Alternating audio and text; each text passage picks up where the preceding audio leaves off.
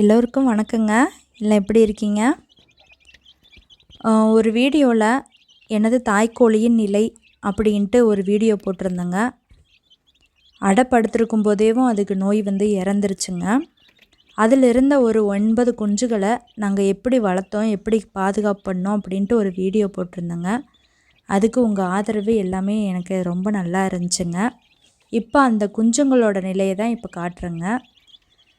என்னோடய சேனலை சப்ஸ்கிரைப் பண்ணி பாருங்கள். நாட்டுக்கோழிகளை பற்றியும் அதோட சுவாரஸ்யங்களை பற்றியும் நான் வீடியோவாக அப்லோட் பண்ணுறேங்க. இப்போ என்னோடய குஞ்சுகள் வளர்ந்துட்டாங்க. இப்போ 1 மாத குஞ்சுகள் ஆயிட்டாங்க. இப்போ அப்பப்போ அந்த கூண்டுகள்லேருந்து வெளியே எடுத்து மேய்ச்சலுக்கு விடுறேங்க. ஏன்னா இப்போ அப்படியே விட்டுறலாம், ஆனால் மற்ற கோழிங்க கொத்துறதுக்கு நிறைய வாய்ப்பு இருக்குங்க.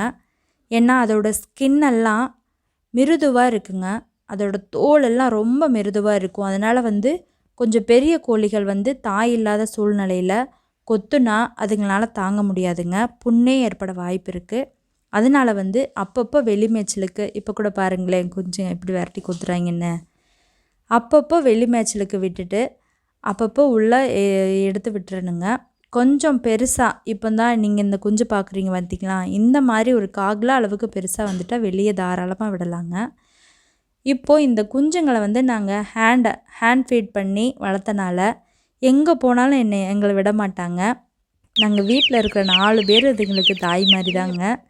வெளியே உட்காந்தாலையும் கொஞ்சம் ஹாயாக கொஞ்சம் ரெஸ்ட் எடுக்கலான்ட்டு உட்காந்தாலும் இப்படி மேலே ஏறிக்குவாங்க. இதுங்களோட எங்களுக்கு ரொம்ப சந்தோஷமாக இருக்குங்க. மற்ற குஞ்சுங்க இறை போடும்போது மட்டும் வருங்க. ஆனால் இவங்க எப்போவும் எங்கள் மேலேயே உட்காந்து படுத்திருப்பாங்க. இறை சாப்பிட்டும் சரி, மற்ற எல்லா நேரமும் மடியிலே படுத்திருப்பாங்க. அது எங்களுக்கு கொஞ்சம் ரிலாக்ஸ்டாக இருக்குங்க. இப்போ பார்த்திங்களா, இட்லி மாவு ஆட்டி வெளியே வச்சுருக்குங்க, கொஞ்சம் புளிப்பேறட்டும் அப்படின்ட்டு. அது மேலேயே ஏறி உட்காந்துட்டாங்க. இந்த ஃபன்னிங், அதாவது இவங்க பண்ணுற சேட்டையெல்லாம் பார்க்குறதுக்கு ரொம்ப ஆசையாக இருக்குங்க. ரோஜா செடியை தொட்டியில் வச்சு வெளியே வளர்த்துட்ருக்குங்க. அது மேலே ஏறி குரூப்பாக உட்காந்து மண்ணை கிண்டி பரப்பிகிட்ருப்பாங்க. இப்போ பாருங்களேன், எல்லா கோழியும் வெளியே மேய்ச்சலுக்கு இருக்குங்க.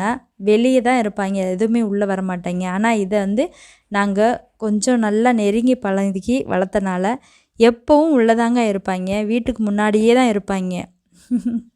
கூப்பிட்ட உடனே வந்துடுவாங்க.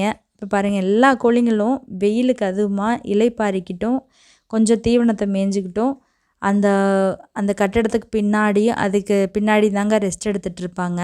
ஆனால் இவங்க வீட்டுக்குள்ளே ஓடி நல்லா ஜாலியாக குழுக்குள்னு உட்காந்துக்குவாங்க. சரி, என்ன பண்ணுறது, நம்ம வளர்த்த கோழிங்கெல்லாம் விரட்ட முடியாது. அவங்க ஏதாவது அசுத்தம் பண்ணி வச்சாலும் அதை மன நிறைவாக தான் அதை க்ளீன் பண்ணணும். ஏன்னா அவங்க நம்மளோட ஆத்ம திருப்தியாக நம்மளோட இருக்கிறாங்க. இது மாதிரி வீடியோ வேணுன்னா என்னோடய சேனல் சப்ஸ்கிரைப் பண்ணி